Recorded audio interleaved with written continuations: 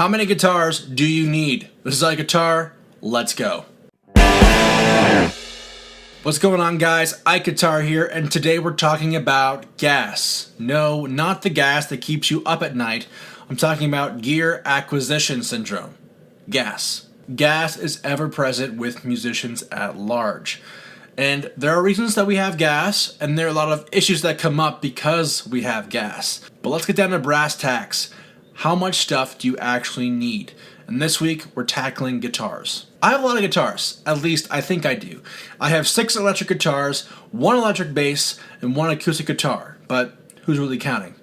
And some of these guitars I've had for as long as I first started playing. Like, I've still got this PRS SC Custom that I got when I was a kid. It's got the flame strap that I bought for it, and it's still got these strap locks. I mean, who even plays strap locks anymore? I'm no neophyte when it comes to the acquisition of gear, but when is enough enough? How many guitars do you really need? It's important to understand that guitars are tools, and you can argue and say that some guitars are pieces of art. The beauty is in the eye of the beholder, and old vintage guitars are an example of that, and even modern boutique guitar makers like PRS are making guitars that look more like living room decor than actual playable instruments. To me, every guitar is an inspiration machine, and I can say with certainty that every guitar has a different paintbrush for a different job. And to me, I'm at an age in my musical career where I play a lot of diverse music, and so diversity of tone is really important to me, and that's why I have so many different instruments. But in my opinion, the amount of guitars that you buy should be equivocal to what you're doing with them. If you're a beginning guitar player, your first guitar should be an acoustic, no doubt at all. Then as you grow and become more intermediate, you should get into the electric world of guitars. You should buy an inexpensive Stratocaster. And as you advance, start playing gigs, you're going to find that you need a broad range of paintbrushes to paint the colors that you want with the music that you're playing. But if you're already a good guitar player, you need at least 4 guitars. Here are the 4 kinds of guitars you should have.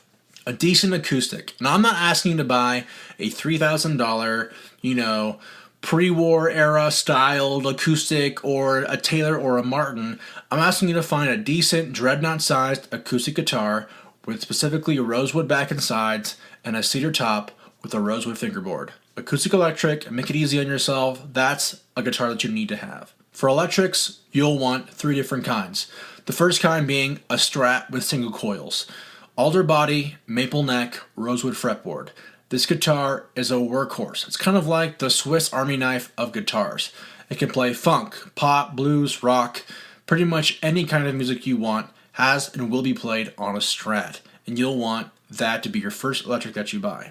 The second electric you should get should be a Les Paul style guitar. It doesn't have to be a Gibson Les Paul, but it's got to have that mahogany body with that maple cap. You'll definitely want to have a rosewood fretboard on that one too, but you want that humbucker tone. You want that warm, hot sound that can only come with a Les Paul or a PRS or any one of those kinds of guitars. The third electric you're going to want to get is a semi-hollow center block electric guitar. The ES335 is the flagship for this one, but since the 335 is so freaking expensive, you can get a nice D'Angelico or a Gretsch at a really great cost and still get the sound that you want. And it's perfect for classic rock, for blues, for jazz, pretty much any sound from the 60s and 70s use semi-hollows. They're really, really great sounding. You should totally get one. Before I go, let me leave you with this. If it inspires you, you should buy it. But know yourself really well before you go out and spend a bunch of money on an instrument. Knowing my propensity for buying lots of gear, I made a commitment to myself and to my wife while I was full-time IT. This is before I went full-time musician. Now I have no money. But when I was full-time IT, I told my wife that I would never buy something musical unless it was with money that I gained from something musical. And that taught me over a long period of time of saving money and getting gear that I really liked, how much you could do with a little bit. And finally, when I bought my first custom-made guitar, made in America, it was a really big deal to me. But I had this attitude of, I need to earn what I buy. And that's super important. You can spend money until you're blue in the face, but you'll never become a better guitar player. And so only with a lot of practice, a lot of devotion, and with working yourself to the bone sometimes, you're going to find a greater appreciation for what you truly have. And that is the skills you made developing your talents and your passions, and something that money really can't buy. I developed my sound and my skill instead of my collection, and that has served me far more than any guitar that I've bought for myself. Guys, I hope you liked this video. You should let me know in the comments how many guitars you guys have and what guitars you're thinking about buying. I'd love to know. And of course, hit me up at IkeGuitar on my Instagram. Let me know what's going on in your life. I want to hear about it. And you can learn more about me at Instagram at IkeGuitar. And be sure to subscribe. I am posting videos all the time, all kinds of guitar related content that you should love. So totally subscribe, hit the notification bell, and let me know what you want to hear next. And of course, good luck, have fun, go play an instrument you love, and tell me all about it in the comments below. We'll see you guys next time.